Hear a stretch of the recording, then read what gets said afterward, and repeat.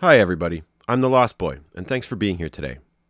Getting right into things, last week Walmart peed the bed when it prematurely posted a placeholder page for Rage 2, a previously unannounced game from Bethesda.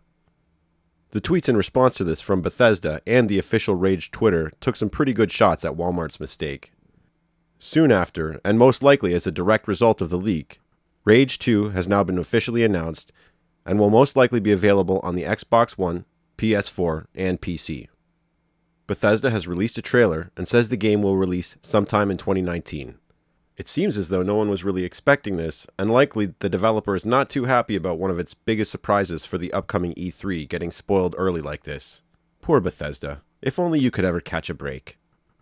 Next up is the news that Xbox Live has added the ability to gift digital games to people on your friends list. This has been one of the most and longest requested features that Xbox users have asked for, and although it has been available during testing in certain regions and to members of the Xbox Insiders program, it has now been made available to everyone. Although this is a neat new feature, many people are pointing out a couple of flaws that leave room for improvement. The first item is that only select games and DLCs are available to gift, and no content for the Xbox 360 or the original Xbox is giftable at all. The other issue is that Xbox has decided to region lock these giftable game codes. On the screen where you confirm your purchase, there is some fine print stating that the recipient must meet any age restriction requirements, and that recipients can only redeem the code in the country in which it was purchased. I live in Canada, so that means any friends I have from the US or overseas I will be unable to gift games to, and vice versa. Some are saying it's not really a big deal and likely has to do with concerns of currency manipulations. However, others argue that Steam has been providing this feature for years and has never used a region lock. Lastly this week, I'd like to talk about something that affects us as gamers, but is also a really vast and important issue that goes far beyond gaming. Around a month ago, the Federal Trade Commission sent letters to 6 companies that manufacture electronics, warning them that stickers reading "warranty void if removed" are misleading and potentially illegal in the US. Most of us are familiar with these stickers, which state in no uncertain terms that consumers must use specified parts and service providers to keep their warranties intact.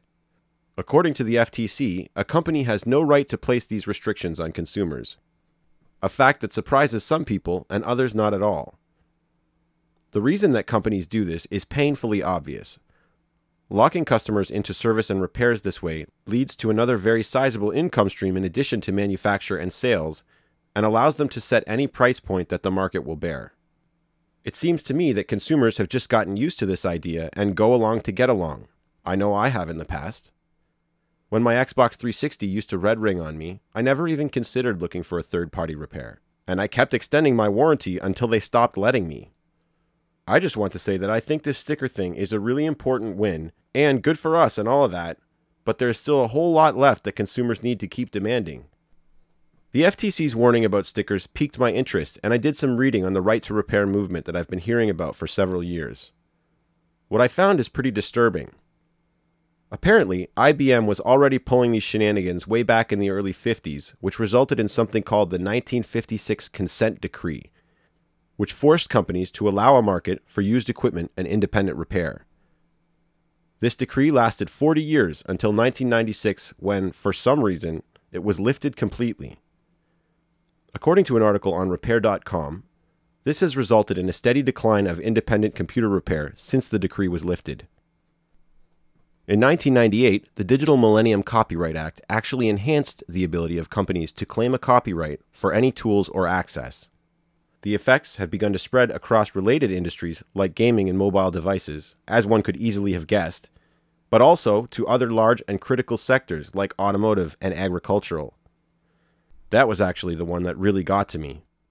I watched a video where a farmer explained how he was faced with a choice to lose his crop or commit digital crimes by using a pirated version of software to make digital authorizations for newly replaced parts in his farming equipment.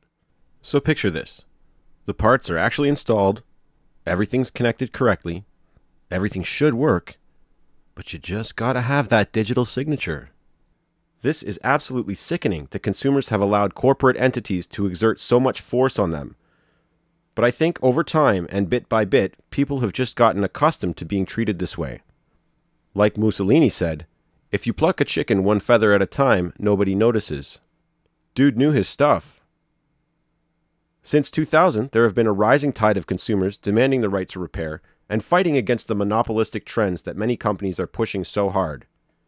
This includes the Motor Vehicles Right to Repair Act and a series of events that saw cell phone unlocking made legal in 2008, then made illegal in 2012, then made legal again in 2014.